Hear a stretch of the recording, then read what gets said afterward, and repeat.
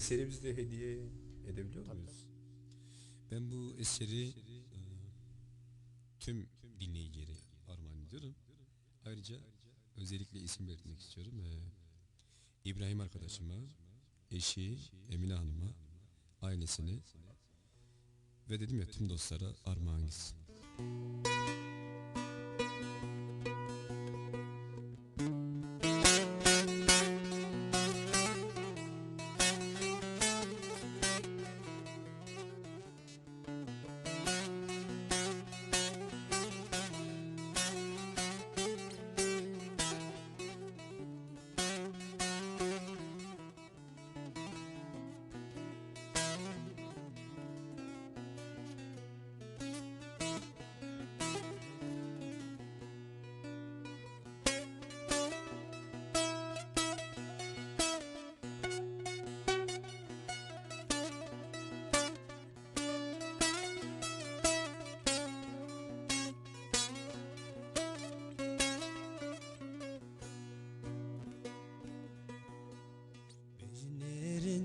دار مرخه و دل من دای چرخه بجنرنده دار مرخه و دل من دای چرخه کل ورنده از ناگرم حتی بکمم بناخه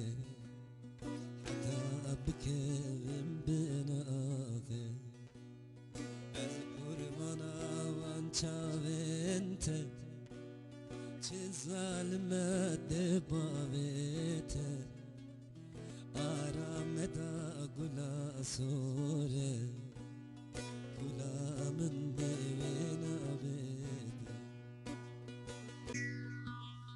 اذكر منا وانشاوينت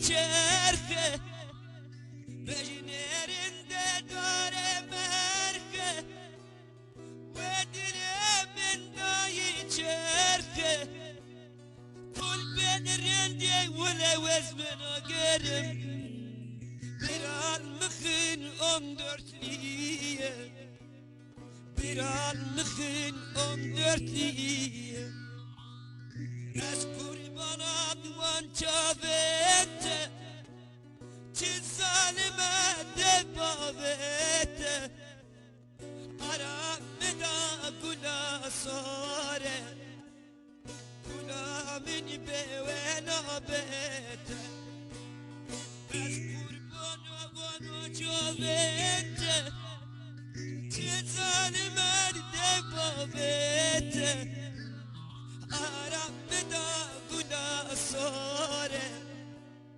Kula beni bevena bete